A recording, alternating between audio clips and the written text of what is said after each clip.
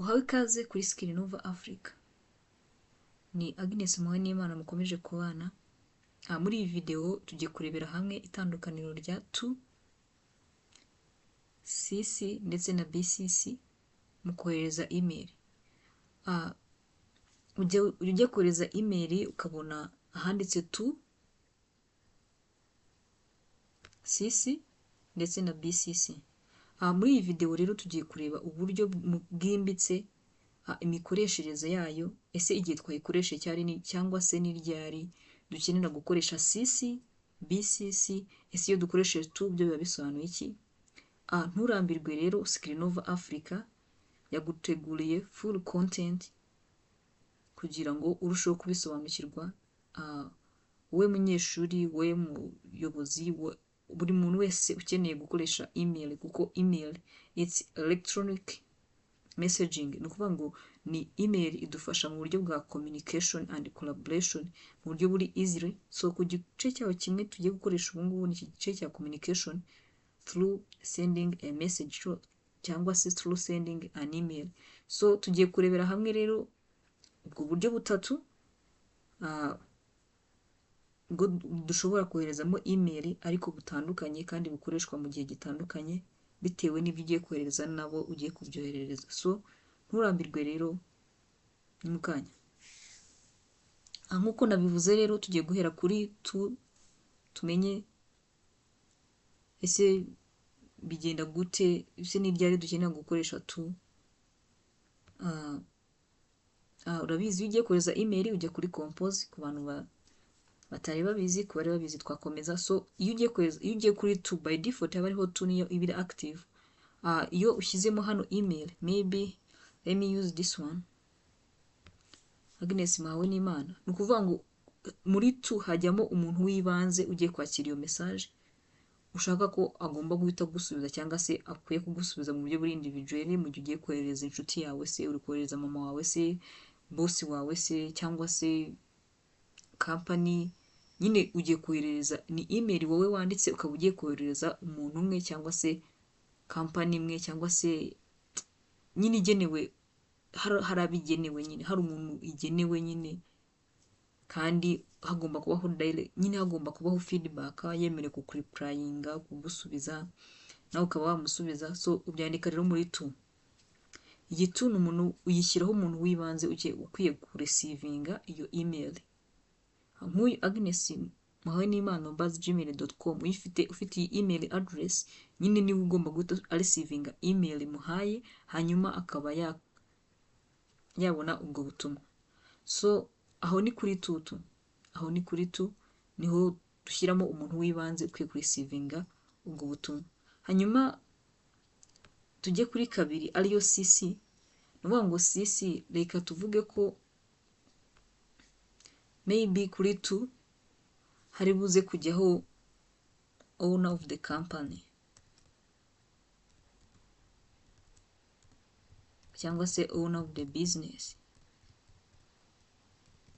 nyiri business. Hanyuma hano hajyemo abapartners,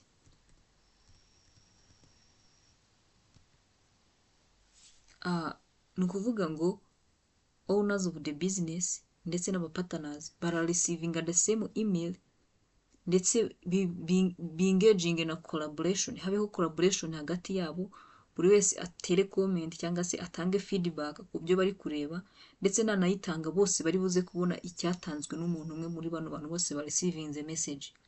So CC rero ni carbon copy, ni ukuvuga ngo ni copy ya email, nafashe ikintu ndagikopiya njyana ku bantu, ariko yaba ari uwo nashyigize tutu, umuntu w'ibanze, yaba ari uri muri CC, bose barabona email address z'abandi bantu ba receiving the same email. Niba ndi Agnes ndi umupatana, naza kureba abandi bapatana bagenzi banjye ndetse na owner of the business hejuru muri message nabonye yuko aribo ba receiving nabo ba receiving the same email. Hanyuma ni ntera comment, nabo barabibona yuko ari njye uteye comment, nabo nibatera comment cyangwa se batanga feedback, ndaza kubona iyo feedback batanze kubitewe na email wenda umuntu runaka yatwohereje, wenda ni manager yararimo kutwoherereza email ivuga kuri financial position of the business yacu umwaka at the end of the year, umwaka urangiye, ese turangiye business yacu irangiye, umwaka irangije umwaka ihagaze gute, ese twarungutse twarahombye, niyo tuzashyiramo imbaraga. Hanyuma ahisemo kohereza ku ba partners b'iyo business ndetse na owner of the business. Bose rero bagomba kuba engaged, bakacollaboratinga, bose bemerewe gutanga feedback, ubwo replyinga nyine ni reply to all, bose bemerewe kureplyinga. Ndetse nanjye manager waboherereje ubwo butumwa mbona iyo reply batanze cyangwa se izo feedback barimo gutanga cyangwa se icyo kiganiro barimo kugirana. So igihe rero ukeneye kohereza ubwoko bwa email bumeze uko nguko kandi buyohereza abantu benshi batandukanye, ugomba gukoresha CC kugira ngo enhancing transparency, nyine kugira ngo bikorerwe mu mucyo kandi buri muntu wese urisivinze iyo email amenye abandi bantu barisivinze the same email. So for BCC ariyo blind carbon copy yo ikintu cya mbere ni for security, kubera yuko yo yita kuri security, isecuring address z'umuntu warisivinze email, kubera yuko hano ni blind, urumva ni blind carbon copy, nayo ni copy ariko yo ushyiramo abantu benshi bakarisivinga the same email, ariko yo igira isecuringa cyangwa se protectinga cyangwa se isecuringa address za buri muntu wese warisivinze iyo email, ku buryo niba ndisivinze maybe hano harimo aba employee, tumaze iminsi wenda turokrita abakozi bakoze ibizamini, noneho turashaka gusubiza ababaye accepted n'ababaye rejected. Maybe ababaye accepted Agnes, Freddy na Gwiza. So Agnes na receiving email bamusize muri BCC, ntabwo ari buze kubona bari aba partners, ntabwo ari buze kubona owner of the business ko nawe yabonye iyo message, cyangwa se ngabone ko Gwiza na Fred nabo babonye iyo message ko babaye wenda accepted cyangwa se rejected muri business yacu. Hanyuma na Gwiza nawe ntabwo ari bubone yuko hari abandi bantu babonye the same email.